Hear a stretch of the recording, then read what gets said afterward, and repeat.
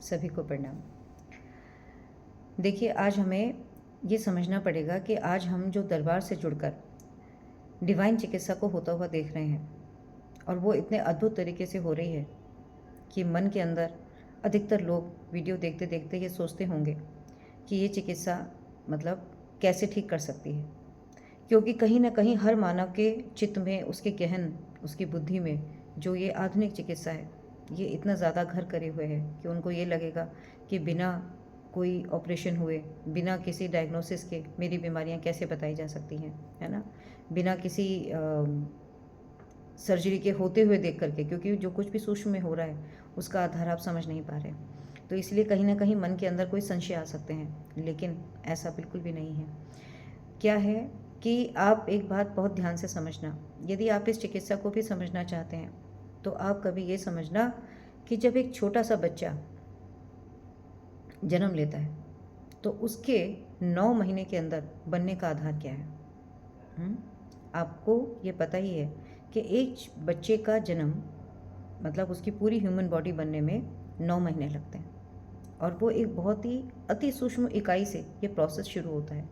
जो माता और पिता की अति सूक्ष्म इकाई है वो इतनी सूक्ष्म है कि आप उसे अपनी आंखों से नहीं देख सकते, उसे आप माइक्रोस्कोप से देख सकते हैं। तो हमें ये समझना चाहिए कि वो इकाई एक जैसी है, एक जैसी है, मतलब माता का जो अंड है और पिता का जो अपना कोश है, मतलब वो एक जैसा है, लेकिन हर व्यक्ति अपने आप में कितना अलग अलग है।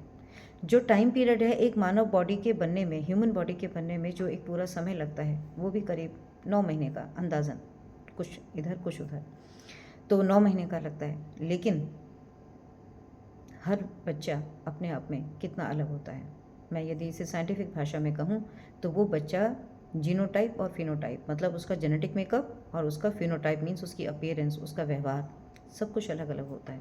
इवन दो ट्विंस भी एक जैसे नहीं होते, जबकि वो एक ही माँ के गर्भ के अंदर एक साथ ही पलते हैं। तो समझना ये है कि इस चिकित्सा में कि ये पूरी की पूरी ह्यूमन बॉडी 9 महीने में कैसे बनती है। इसके बनने का क्या आधार है? इसके बनने का आधार है आंतरिक ऊर्जा। जैसी ऊर्जा माता पिता की होती है, माता पिता के अंदर अपने अनंत जन्मों की संचित स्मृतियाँ होती हैं। गुरुदेव कहते हैं ना बार बार कि माता पिता से बच्चों में आचरण आता है। हमारे घर परिवार पूर्वज पहले बड़े प्यार से रहते थे, कोई फ़र्क नहीं पड़ता था कि वो बच्चा किसका है, वो एक परिवार के अंदर पल रहा है ना। चाचा भी हैं, ताऊ भी हैं, दादा भी हैं, सबका प्यार पा रहा है। आज हमारी बच्चे, आज की जो यंग जनरेशन है, वो इसलिए ऐसा फेस कर रही है प्रॉब्लम्स कि आज वो बच्चा जैसे ही छोटे से बड़ा होता है उसको क्रश में भेज दिया जाता है। वो औरों का प्यार, परिवार का प्यार तो भूल जाइए, वो अपने माता पिता के प्यार से भी डिप्राइव रह जाता है। ठीक है, तो बाद में परेशानियाँ होती हैं। तो अभी हम ये बात कर रहे थे चिकित्सा की, तो आप ऐसा समझिए ना कि एक छोटी सी इकाई से एक पूरा का पूरा सेल डिवीजन का प्रोसेस है, जिसको हम माइटोसिस और म्योसिस कहते हैं। ठीक है, जिससे सेल ग्रो होती है, सेल डेवलप होती है, फिर सेल के ग्रोथ होने से टिश्यू बनता है, टिश्यू के भी ग्रोथ होने से एक ऑर्गन बनता है। एक ऑर्गन सिस्टम जिसके एक जैसे फंक्शंस होते हैं, वो पूरा का पूरा ऑर्गन सिस्टम बनता है, और डिफरेंट तरह के ऑर्गन सिस्टम के बन जाने से एक ह्यूमन बॉडी बन जाती है। जैसे यदि मैं नर्वस सिस्टम की बात करूं तो नर्वस सिस्टम के अंदर क्या है, आपकी पूरी स्पाइन है, मेरुदंड जिसे हम बोलते हैं, आपका ब्रेन है। ठीक है, हम यदि रेस्पिरेटरी सिस्टम की बात करें तो हमारे अंदर नोज़ से लेकर के ये पूरा ट्रैकिया, है ना, हमारे लंग्स, ये सब आ जाते हैं। डाइजेस्टिव सिस्टम की बात करें तो हमारा मुंह से लेकर के ये पूरा का पूरा system, and then stomach, and then intestine, ये पूरा का पूरा सिस्टम बन जाता है। इसी तरह से डिफरेंट ऑर्गन सिस्टम हमारे शरीर के अंदर हैं। लेकिन कभी ये सोचना नहीं चाहिए कि ये छोटा सा बच्चा की जो पूरी बॉडी बन रही है, या हम सब अपने माताओं के गर्भ में कैसे बने, हम ऐसे ही बने। उसका आधार था सिर्फ संचित ऊर्जा। यदि आज हम जितनी भी प्रोसेस टेक्स्ट बुक के अंदर पढ़ते हैं, मेडिकल टेक्स्ट बुक के अंदर पढ़ते हैं कि ग्रोथ और डेवलपमेंट के जितने भी प्रोसेस हैं, वो सब प्रोसेस तो एक जैसे हैं ना, सब में, सब के अंदर एक जैसे हैं। लेकिन साइंस आज इस बात का जवाब नहीं दे सकती कि वो दो व्यक्ति, मतलब इस पूरे प्लेनेट के ऊपर कभी भी एक जैसे क्यों नहीं होते, इवन ट्विंस भी एक जैसे क्यों नहीं होते, क्योंकि उसका आधार है माता और पिता के अनंत जन्मों की संचित स्मृतियाँ, संचित ऊर्जा। यदि माता पिता अपने जीवन के अंदर धार्मिक पथ पर चले हैं तो उनके अंदर सकारात्मक ऊर्जा है, तो आने वाला उनका बच्चा भी सकारात्मक ही होगा। यदि पूरा परिवार, पूरा कुल, पूरा खानदान एक अच्छे रास्ते पे चला है तो आने वाला बच्चा भी संस्कारी ही होगा, ये तय है। क्योंकि जो आचरण कुल के अंदर रहता है वही आचरण बच्चे के अंदर स्वतः आ जाता है, स्वतः आ जाता है। ये क्या है? Energy transfer from mother and father to the children. ठीक है। और सबसे पहले मतलब जैसे हमारे अंदर शरीर के बनने का भी एक मैकेनिज्म है कि सबसे पहले क्या बनेगा, नाभि से, जैसे नोटोकॉर्ड बोलते हैं, है ना, उसका ब्रेन बन रहा है। मतलब हर एक महीने के अंदर अंदर बच्चे का शरीर बनता चला जाता है। लेकिन इस शरीर के बनने का आधार ऊर्जा है। हम यदि इसे साइंस में कहते हैं तो हम कहते हैं एनर्जी फॉर्म्स अ मैटर।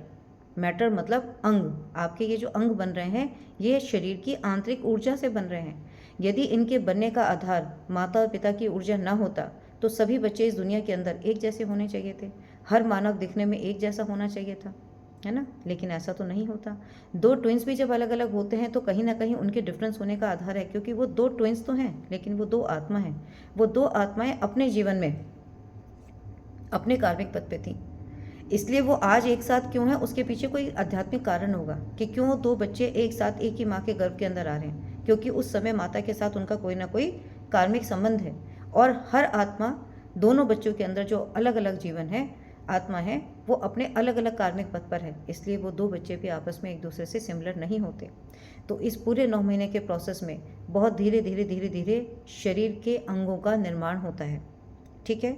इसलिए जब बच्चा ग्रो कर रहा होता है तो उस समय माता को बहुत ही ज़्यादा मतलब संस्कार, मतलब उसको ऐसी चीज़ों का ध्यान करना चाहिए, उसे सुनना चाहिए। मतलब कहते हैं ना, मनसा वाचा कर्मणा, उसका ध्यान जो है वो पूरा का पूरा अध्यात्म के अंदर ना रमा होना चाहिए। तो बच्चा आप देखना अपने आप ही संस्कारी होगा। क्यों? क्योंकि वाटर के अंदर मेमोरी होती है। आप जो कुछ भी सोचेंगे समझेंगे वो उसके अंदर संचित मेमोरी है, मतलब वो मेमोरी बनती चली जाएगी। और बच्चा जो है ना वो माता के खून से ही सब कुछ लेता है।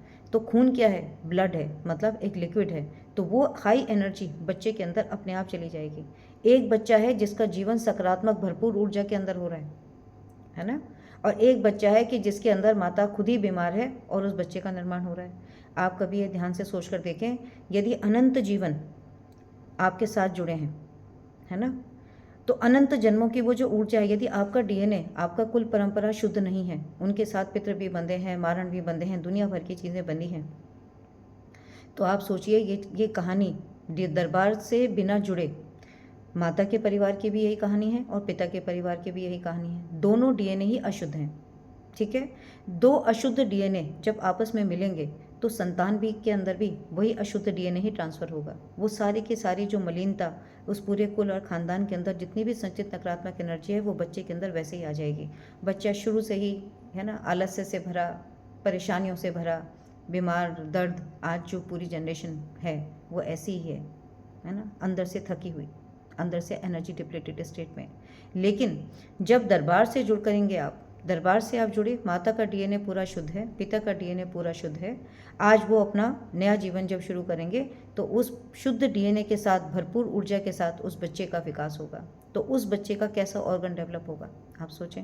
और जब वो बच्चा भी दरबार की प्रक्रिया, क्योंकि वो भी दरबार के ही एनर्जी पाथ का हिस्सा होगा, है ना, क्योंकि जब बच्चा भी कभी नया आता है, जब भी कोई पति पत्नी विवाह करते हैं, उनका जब बच्चा होता है तो उसको भी, उसकी भी पूरी की पूरी चिकित्सा गर्भ में ही हो जाती है, मतलब उसकी भी कालिमा शुद्धि, स्मृति चिकित्सा। फिर ये एक आधार है कि अनंत जन्मों से, क्योंकि आने वाला जीवन भी आपका वो भी अपने कार्मिक पथ पे है, तो उसको इस जीवन में आने से पहले ही या जब उसका शरीर बन रहा है, आप सोचिए ना कि यदि उसकी संचित नकारात्मकता उसी समय में निकाल दी जाए तो सकारात्मक ऊर्जा के साथ ही उस बच्चे का ग्रोथ और डेवलपमेंट होगा, है ना।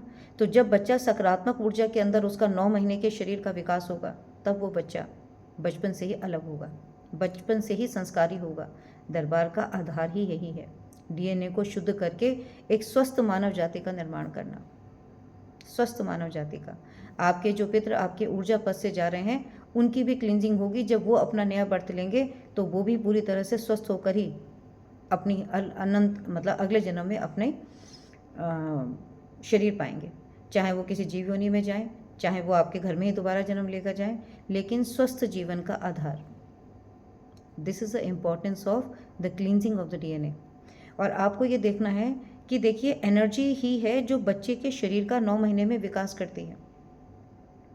आप कभी ये सोचना कि आज दरबार के अंदर अंग बदल दिए जाते हैं, आपको लगता है कि मतलब ये 5 मिनट में ऐसे करके कैसे अंग बदल गया। नहीं, आप कभी इस बात को ऐसे सोचें कि देखिए हार्ट है, वो एक अंग है। मैं एक एग्जाम्पल के लिए बता रही हूँ कि हृदय का काम है कि आपके शरीर में जितना भी गंदा खून है उसको साफ करना और स्वच्छ खून को शरीर के अंदर प्रवाह करना, है ना।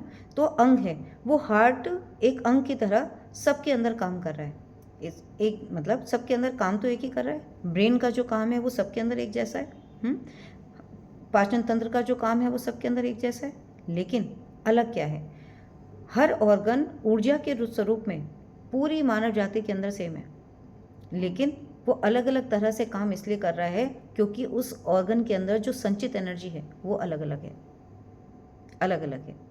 किसी के अंदर मतलब यदि हार्ट की एनर्जी कम हो गई, मतलब हार्ट जिस ऊर्जा से बना है वो ऊर्जा तो सेम है, लेकिन हार्ट सबके अंदर अलग अलग काम इसलिए कर रहा है क्योंकि हार्ट बनने के बाद जो उसके अंदर संचित एनर्जी है वो सबके अंदर अलग अलग है ना। इसीलिए यदि किसी का हार्ट कमज़ोर हो गया, किसी के अंदर ब्लॉक्स आ गए, वो क्यों आ गए, लेकिन बनाने वाली जो ऊर्जा थी उस अंग को, जो 9 महीने के गर्भ में, माता के गर्भ में जब बच्चा बन रहा था, वो ऊर्जा सेम है, वो एक मैकेनिज्म सेम है। इसीलिए हार्ट है, कोई भी शरीर का अंग है, तो आज दरबार है कि जो सूक्ष्म जीवन ने आपके साथ आपके शरीर में अनंत जन्मों से लेकर के उन्होंने आपके शरीर के पार्ट्स को ही अंदर से गला दिया, उनको ही अपना एनर्जी डिप्लीटेड स्टेट में पहुंचा दिया, क्योंकि ये क्या था कि अंदर ही अंदर सूक्ष्म जीवन बैठकर आपके शरीरों की पावर ले रहे थे, आपकी ऊर्जा सोख रहे थे। तो क्या हुआ, आपके वो अंग शरीर के कमज़ोर हो गए। तो बचपन से ही बच्चा एक बीमार अंगों के साथ पैदा हो रहा है, वो क्या अपना जीवन आगे संभालेगा। और आज मानव जाति किस तरफ जा रही है, आज मानव जाति की जो काम करने कहते हैं ना, energy is a capacity to do the work, तो आज कैपेसिटी कम होती जा रही है, और जिसका प्रभाव पूरी मानव जाति के हर कर्म के ऊपर है। और आदमी फिर किस रास्ते पे जा रहा है, वो बुरे रास्ते के ऊपर जा रहा है, बुरे रास्ते पर उसकी चाहत बढ़ती चली जा रही है, उसकी कैपेसिटी है नहीं काम करने की, तो वो क्या करता है, गलत रास्तों के ऊपर जा जाकर आज वो उसका कर्मपथ ही गलत होता जा रहा है। तो सब चीज़ें आपस में एक दूसरे के साथ लिंक है। इसलिए दरबार क्या करता है, जो कि मैंने कहा कि ऊर्जा से ही अंग बना है, मतलब एनर्जी से ही मैटर बना है, तो उस एनर्जी की पॉकेट को उस डिप्लीटेड स्थान पर, जैसे मान लीजिए आपका हार्ट बदलना है दरबार को, तो दरबार हार्ट उस ऊर्जा से बना है ना, तो उस ऊर्जा की पॉकेट को दरबार क्या करेगा, आपकी जो 7 इनर एनर्जी बॉडीज़ हैं, हमारे अंदर 7 शरीर हैं। गुरुदेव बताते हैं कि 7 शरीर में स्थूल शरीर, सूक्ष्म शरीर, कारण शरीर, तूर्य शरीर, आत्म शरीर, ब्रह्म शरीर, निर्वाण शरीर। तो यहाँ पर आपकी जो कारण शरीर है उसके अंदर आपके कर्म की स्मृति है। आपका सूक्ष्म शरीर है अग्नि और वायु का, तो कारण शरीर के मुताबिक आपका सूक्ष्म शरीर बना, और उस सूक्ष्म शरीर के अंदर जो आपकी ऑर्गन की एनर्जी है वो आप सबके अंदर सेम है। इसलिए उस ऑर्गन की एनर्जी को की पॉकेट को इंसर्ट किया जा सकता है, क्योंकि ये पूरी की पूरी चिकित्सा आपकी इस फिजिकल बॉडी की नहीं हो रही जो डॉक्टर्स कर रहे हैं। डॉक्टर्स उसकी चिकित्सा कर रहे हैं जो आप बन गए। मैंने पहले एक वीडियो में कहीं कहा था कि दरबार की चिकित्सा और डॉक्टर की चिकित्सा में एक ही अंतर है, कि मान लीजिए कि आप कुम्हार हैं और आप मिट्टी का घड़ा बना रहे हैं, तो जब आपके पास वो मिट्टी है, आप उसको घुमा रहे हैं, तब उस समय में आप उसकी शेप, उसका साइज़, उसका कुछ भी चेंज कर सकते हैं। लेकिन यदि एक बार घड़ा बन गया तो फिर आप उसकी शेप और साइज चेंज नहीं कर सकते। तो आधुनिक चिकित्सा विज्ञान आज सक्षम नहीं है चिकित्सा करने में, इसलिए क्योंकि जो घड़वा बनकर तैयार हो गया, मतलब जो आपकी ह्यूमन बॉडी बनकर तैयार हो गई, वो उसी के ऊपर मतलब अपनी फाइंडिंग्स लगाए हुए हैं, उसी के अंदर वो रीजंस ढूंढ रहे हैं, उसी में वो कॉजेज़ ढूंढ रहे हैं। उनको ये नहीं पता कि वो तो सिर्फ बॉडी रिस्पॉन्स पे काम कर रहे हैं। आज यदि आपका हार्ट वीक हो गया, तो हार्ट वीक क्यों हो रहा है उसका कारण उनको नहीं पता। हार्ट वीक के कारण मतलब आपके अंदर हार्मोनल चेंजेस क्या होंगे, एंजाइम लेवल पे क्या चेंजेस होंगे, डीएनए लेवल पे, आरएनए लेवल पे, प्रोटीन लेवल पे जो जो चेंजेस होंगे, वो रिसर्च की फाइंडिंग्स को आइडेंटिफाई करेंगे। जो भी इंस्ट्रूमेंट्स अवेलेबल है उसको एक रिसर्च पेपर में पब्लिश कर देंगे, लेकिन ना तो वो उस वीक हार्ट को ठीक कर सकते और ना ही वो उसका रीज़न जानते। और जो ऑर्गन ट्रांसप्लांट होता है, आप कभी ये सोचिए कि आज दुनिया के अंदर आधुनिक चिकित्सा विज्ञान के अंदर चाहे ब्लड का ट्रांसप्लांट हो रहा है या ऑर्गन का ट्रांसप्लांट हो रहा है, वो मानव समाज के लिए कितना बड़ा खतरा है, कितना बड़ा खतरा। क्योंकि हर ऑर्गन के अंदर उसकी अनंत जन्मों की स्मृतियाँ होती हैं, आप कभी किसी को ब्लड देते हैं, किसी से ब्लड लेते हैं, किसी को ऑर्गन देते हैं, किसी से ऑर्गन लेते हैं, उसकी पूरी अनंत जन्मों की स्मृतियाँ आपके अंदर एज इट इज़ ट्रांसफ़र हो जाती हैं। तो हमसे अपनी ही कर्म की लादी नहीं उतर रही, हम कितना एनर्जी नेटवर्क अंदर ही अंदर कॉम्प्लेक्स होता जा रहा है। इसीलिए नेचर के अंदर आप कभी भी देख लेना, ये व्यवस्था है कि शरीर जो है वो किसी दूसरे का अंग स्वीकार नहीं करता। क्यों नहीं करता? क्योंकि दरबार जो बना रहा है ऑर्गन, वो बना रहा है जो ओरिजिनल ऑर्गन की एनर्जी है। और जो डॉक्टर आज ऑर्गन्स को ट्रांसप्लांट कर रहे हैं, क्योंकि किसी का लिवर है, दूसरे व्यक्ति के अंदर भी लिवर है, लेकिन आपको क्या पता, वो तो एक लिवर के शरीर में आपको एक अंग दिखाई दे रहा है ना, लेकिन उसके अंदर जो स्टोर्ड एनर्जी है, जो उसने अपने मतलब कहते हैं ना संचित स्मृतियां हैं उसके अंदर, वो अलग अलग हैं। तो इसकी ऑर्गन की एनर्जी लिवर की अलग है, दूसरे व्यक्ति के अंदर लिवर की एनर्जी अलग है। तो क्या होगा? एनर्जी का रिपल्शन होगा। इसलिए कभी भी बहुत ही मतलब शरीर जो है वो किसी दूसरे का अंग स्वीकार ही नहीं करता। ब्लड है, स्वीकार ही नहीं करता। पानी के अंदर मेमोरी होती है। आप यदि एक दूसरे को ब्लड देते हैं तो आप उसी समय में एनर्जी पास से जुड़ जाते हैं, देंगे तो भी लेंगे तो भी। तो आपने क्या करा? उसके साथ अपना अपना कर्म जोड़ दिया। आज ये बातें समझना इसलिए ज़रूरी है कि आज हम कलयुग के अंदर बहुत ही एनर्जी डिप्लीटेड स्टेट में रह रहे हैं। सिर्फ चिकित्सा करना ही पर्याप्त नहीं है। चिकित्सा के बाद समझदारी से हर बात को समझते हुए कि हम अपनी ऊर्जा को कहीं भी घटने ना दें, बस अपनी ऊर्जा निरंतर बढ़ाते चले जाएं। तो आज जिन चक्रव्यूह के अंदर हम लोग फंस गए हैं, इंसान बुरे कर्म आज क्यों कर रहा है? वो बाध्य है करने के लिए, वो बाध्य है करने के लिए। तो जब तक वो बात को समझकर एक अच्छी बुनियाद नहीं बनाएगा, तब तक क्या है, सिर्फ भटकना है। आप आधा अधूरा बात यहाँ समझेंगे, आधी अधूरी बात आप डॉक्टर के समझेंगे, फिर मेजोरिटी के पीछे भागेंगे, उससे कुछ भी हल नहीं निकलने वाला। चीज़ें और कॉम्प्लिकेटेड होती चली जाएंगी, आप और नीचे गहराई में गिरते चले जाएंगे। इसलिए हर बात को ठीक से समझना है कि कोई भी चीज़ क्यों हो रही है। ठीक है? तो अंग के बदलने का आधार, दरबार आपको ओरिजिनली अंग की वो सकारात्मक ऊर्जा दे देता है जो उसको बना रही थी और उस ऑर्गन को चला रही थी। इसलिए जैसे ही हार्ट बदल जाता है, जैसे ही किडनी बदल जाती है, जैसे ही आपके घुटने बदल जाते हैं, आप एकदम आपकी बॉडी वैसे ही एक्शन करने लगती है। और आपको मैं ये भी बता दूं कि जब दरबार मतलब जब डॉक्टर सर्जरी करते हैं तो उनको अपनी सर्जरी के लिए क्या चाहिए? फिजिकल बॉडी के लिए उनको ब्लड चाहिए, और बहुत सारी चीज़ें जो स्टिचिंग के लिए चाहिए। लेकिन दरबार के अंदर जो आपकी ये चिकित्सा हो रही है, चाहे वो सर्जरी हो रही है, वो आपकी इनर एनर्जी बॉडीज़ की हो रही है। और उसे कौन कर रहा है? आपको बहुत फ़ख्र महसूस होना चाहिए। उसे करते हैं फादर ऑफ सर्जन, भगवान सुश्रुत। मैंने बताया, एक वीडियो बनाया था कि दरबार के अंदर दिव्य डॉक्टर्स मौजूद हैं, है ना। अश्विनी कुमार, जिन्होंने भगवान गणेश जी का सिर काट करके एक हाथी का सिर लगाया था। तो ये थी हमारी ऋषि मुनियों की विद्या। ये है हमारी असली वैदिक साइंस, जिसे हम आज प्रैक्टिकली दरबार में होता हुआ देख रहे हैं। तो इसीलिए मतलब मेरी तो यही इच्छा है कि कोई भी मानव इस चिकित्सा से वंचित ना रहे, है ना।